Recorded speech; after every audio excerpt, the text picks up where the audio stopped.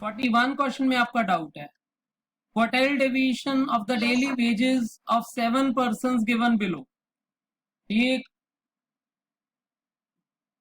7 worker persons की wages given है, हमें क्वार्टाइल डेविएशन कैलकुलेट करना है।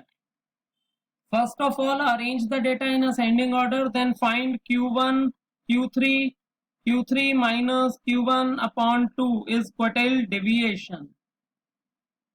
और Q3 और Q1 की कैलकुलेशन तो आप इजीली मैनेज कर लोगे। बताइए इसमें डाउट कहां आया आपको?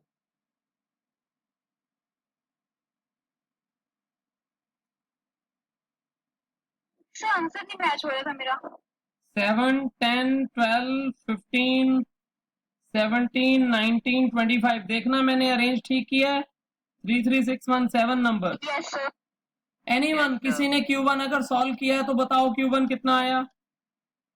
10 sir 10 7 + 1 8 upon 2 second term Q1 10 हो गया, और 6 टर्म 3, 4, 5, 6 19 हो गया। 19 माइनस 10 अपॉन 2 9 अपॉन 2। बोलो क्या मैच नहीं हुआ था आपका आंसर?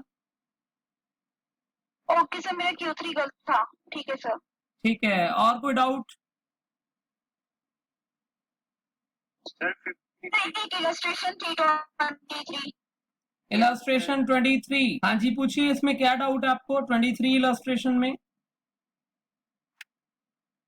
तो इसका स्टेप 2 नहीं समझ लगा कैसे करा इन्होंने। स्टेप 2? हाँ जी sir.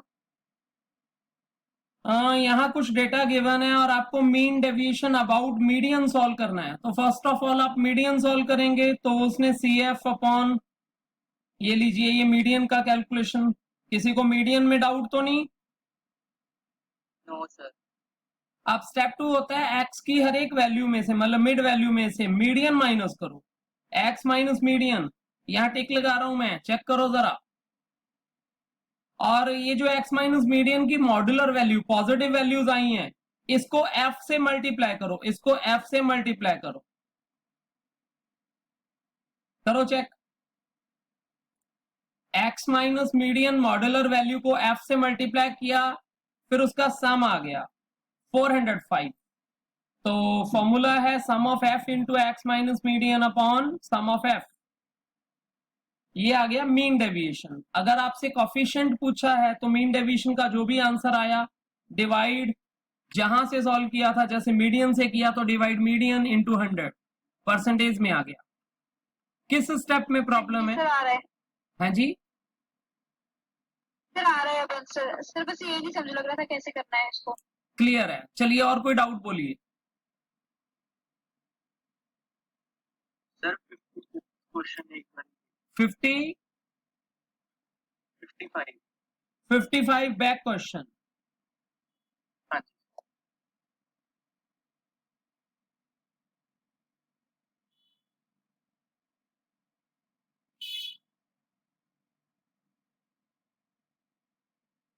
A batsman score run in 10 innings, ये 10 इनिंग्स के उसके स्कोर गिवन है। अब आपको ये नहीं पता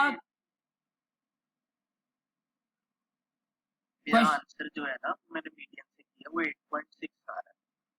मैं वही बोल रहा हूं, क्वेश्चन में ये नहीं गिवन कि विद मीन करना है या विद मीडियन करना है, और जब कुछ ना गिवन हो तो विद मीडियन प्रेफर करना होता है। अब मेरे चारों ऑप्शन में 8.6 आंसर नहीं है, वैसे विद मीन सॉल्व करके देखा तो 8.8 आ रहा है। एग्जाम में ऐसा डिप्लोमेटिक सा सिचुएशन नहीं आएगी, आपको क्लियर बोलेंगे विद मीन करना है या मीडियन करना है, और इन केस कुछ नहीं गिवन तो विद मीडियन ही करना होता है आपको। मतलब फिर सर 8.6 ठीक हुआ ना? हाँ 8.6 ऑप्शन में भी तो होना चाहिए रबजोत बच्चे।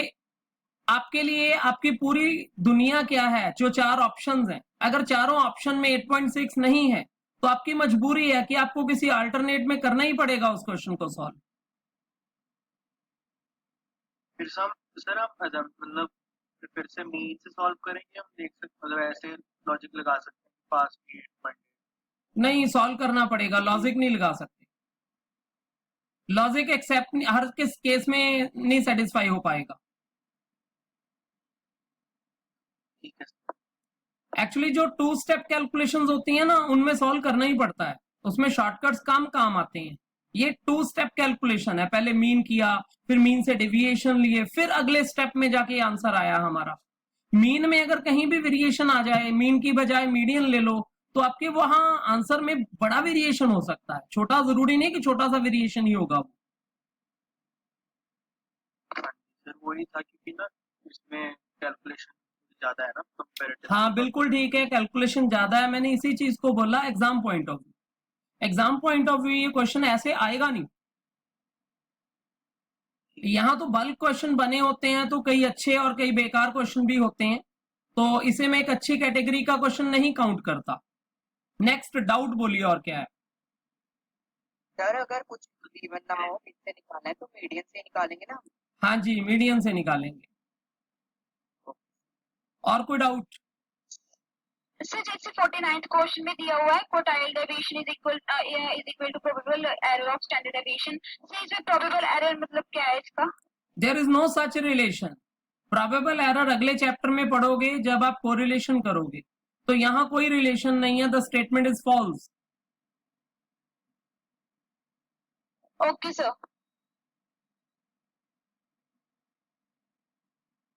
Next doubt.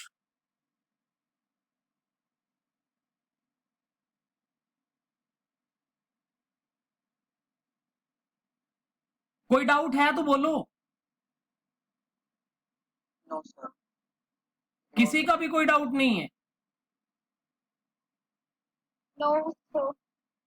आज की डिस्कशन का एक पॉजिटिव पार्ट ये था कि आपने मुझसे जो डाउट्स भी पूछे, मोस्टली वो मिस्टेक्स थी।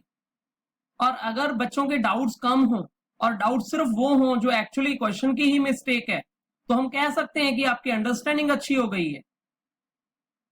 दूसरी एक और ऑप्शन भी होती है ऐसी सिचुएशन की कि आपने कुछ किया ही नहीं है, और अब आपको देखना है कि आपकी अंडरस्टैंडिंग अच्छी हुई है, किया नहीं कुछ। Question 13, whole frequency table is needed for the calculation of. Needed word को सेंट्रलाइज कर रहा हूं बच्चे। रिक्वायरमेंट तो आपको रेंज में भी है, पूरे टेबल की वेरिएंस में भी है, तो बोथ आना चाहिए। हाँ, क्वेश्चन की सेंस अलग बना सकता था कि आपके फॉर्मूला में क्या पूरा टेबल यूज होगा, यूज वर्ड होता यूज, तो फिर मेरा variance, whole frequency table is used, तो फिर मैं वेरिएंस लेता।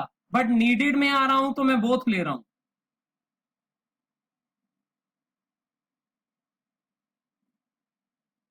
सर ये समझाना ना। हाँ जी, क्या बोला? सर ये समझाना दोबारा। दो वर्ड ले रहा हूं मैं, एक वर्ड है नीडेड, एक वर्ड है यूज्ड। इन केस में वर्ड ले रहा हूं whole frequency table is used for the calculation of, तो मेरा आंसर वेरिएंस होता। अगर क्वेश्चन है whole frequency table is needed for the calculation of, मेरा आंसर बोथ होगा। अगर आपको पूरा टेबल ही नहीं पता तो आप एल लार्जेस्ट टर्म या स्मॉलेस्ट टर्म भी कैसे फाइंड करोगे? फिर तो आप रेंज भी नहीं कैलकुलेट कर सकते।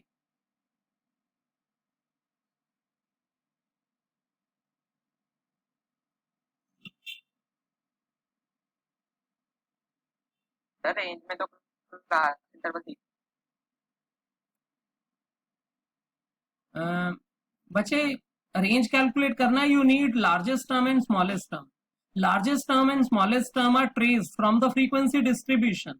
इन केस आपको total table, total data given है, उसी केस में आप एल और एस को कैलकुलेट करोगे ना, फिर रेंज कैलकुलेट करोगे। तो रिक्वायरमेंट तो है ना पूरे टेबल। नेक्स्ट 43 क्वेश्चन बोला था। हाँ जी sir. 47, sorry 47। 47, 25% of items of data are less than 35 and 25% of item are more than 75. Quartile deviation of the data is? हार्दिक,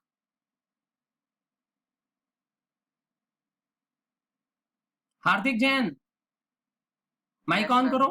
हाँ जी बच्चे, इसका आंसर क्या होगा?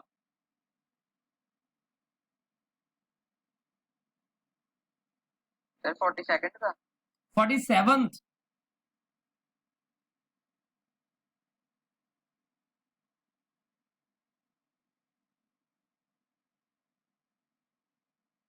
47th Aditya and Anmol, good, सही बोला है। मैं यहां नंबर लाइन पे एक्सप्लेन कर रहा हूं और हार्दिक आप जरा इसे समझ लो। 25% ऑफ द आइटम्स, देखो अगर स्टार्टिंग से मेरा डेटा स्टार्ट होता है लास्ट तक जाता है तो ये जो आपको हाइलाइटर नजर आ रहा है ये टोटल 100% ऑब्जर्वेशंस है। कितनी है ये देखना, ये कितनी ऑब्जर्वेशंस है? 100%। अब इसमें से 25% ऑब्जर्वेशंस यहां तक रही होंगी, है ना? स्टार्ट से लेके यहां तक 25% ऑब्जर्वेशन रही होंगी। तो बोला गया 25% of item of the data are less than 35। 35 कोई फिगर है, उससे लेस नीचे वाली फिगर्स 25% है, and 25% of item are more than 75। इसका मतलब 75 कोई ऐसा नंबर है जिससे मोर देन भी 25% ऑब्जर्वेशन है। जो 25% एरिया है वो Q3 या Q1 को रिप्रेजेंट करता है। स्टार्ट वाली साइड पे Q1, एंड वाली साइड Q3, और आपसे क्वार्टाइल डेविएशन पूछा है Q3 minus Q1 divided by 2।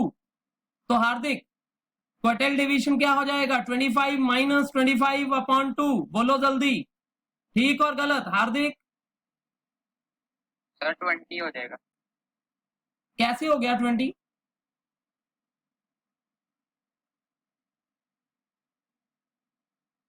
Sir 75 minus 35 divide by 2। Good, 75 minus 35 divided by 2 उनकी वैल्यूज। गुड, और बोलिए डाउट? ये डाउट तो हो गया, अगला कोई क्वेश्चन?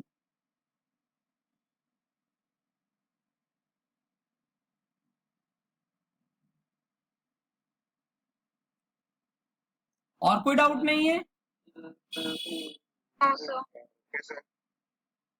No, sir.